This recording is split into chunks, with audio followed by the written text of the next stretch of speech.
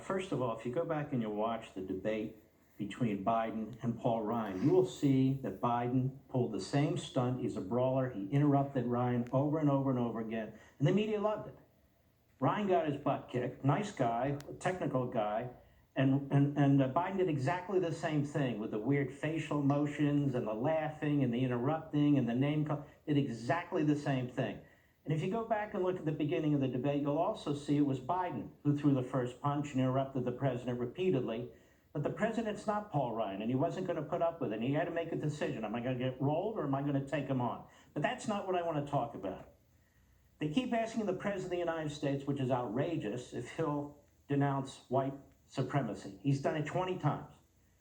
But I want to honestly speak to the American people and go over the head of the media tonight. And I want you to ask this question. Is Joe Biden still a white supremacist? That's right.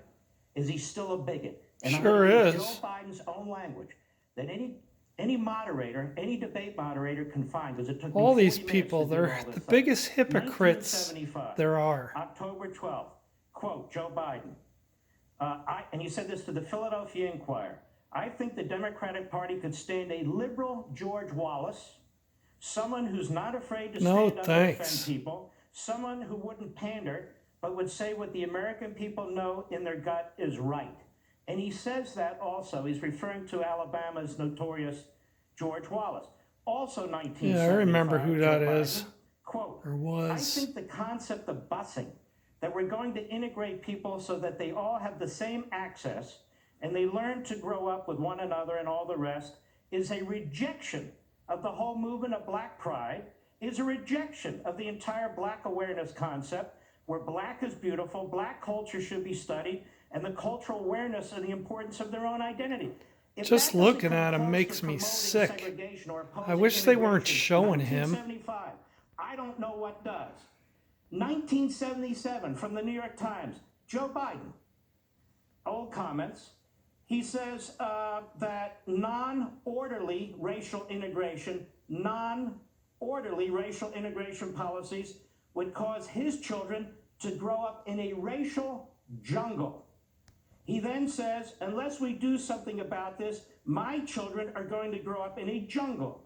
The jungle being a racial jungle with tensions having built so high that it's going to explode at some point. All you people, the Black population, you better wake up. 1977, old letters that he wrote to a racist Southern senator, James Eastland, who was as racist. Goes for all you white people, too. Segregationist Democrat from Mississippi. Quote, 1977, I want you to know that I very much appreciate your help during this week's committee meeting in attempting to bring my anti-busing legislation to a vote. Biden wrote on June 30, 1977 to James Eastland. Gee, that was in the Washington Post. I wonder how they forgot about that. Eastland was a plantation owner who believed blacks cesspool publication. And forcefully fought desegregation. Look at that guy pointing his finger, acting like he's some badass. And they have letters going back. Probably got a few people there. Back to 1972 about Biden's Thank you. with Eastland. Now let's don't want to look at that guy. During a 1987 fundraising trip across the South for his unsuccessful 1988 presidential bid, Biden sought to appeal to white voters, telling audiences that he had received an award from George Wallace in 1973, that the segregationists had lauded him as, quote, one of the outstanding young politicians of America. Joe Biden, 1988. Also, 1988, on the floor of the United States Senate, Biden praised segregationist John Stennis, a racist segregationist from Mississippi, as a, quote, man of character.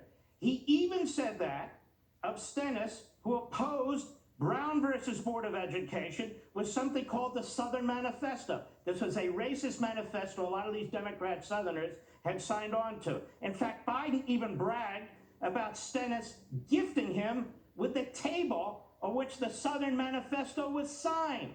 Wow. How did the media miss this? This is why we're going over the media's head and communicating with the American people, particularly African Americans and Black Americans. What's so crazy is he was a puppet for Obama. 2017, Joe Biden says, I've been around so long, I worked with James Eastland, who, again, was this segregationist from Mississippi.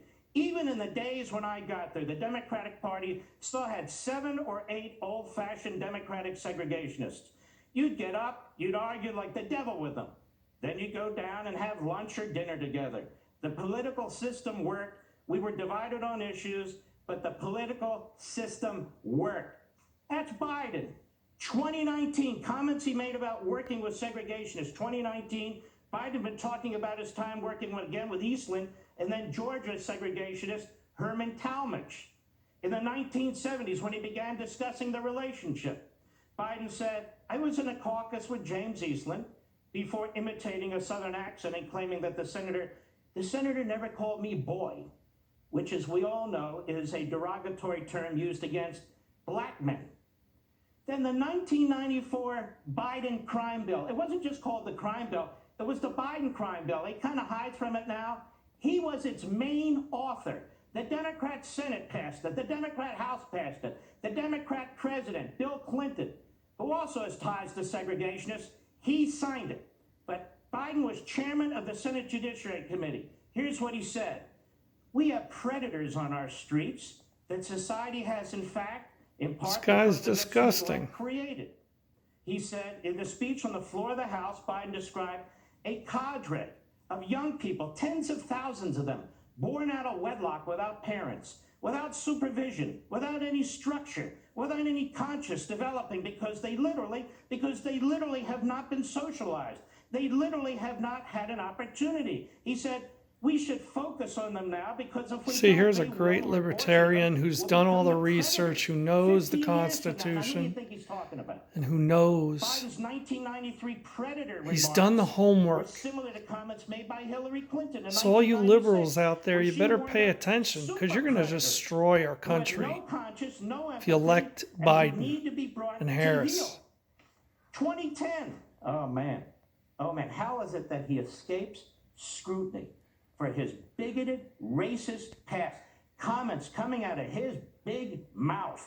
2010, eulogy. Yeah, mainstream media, you suck.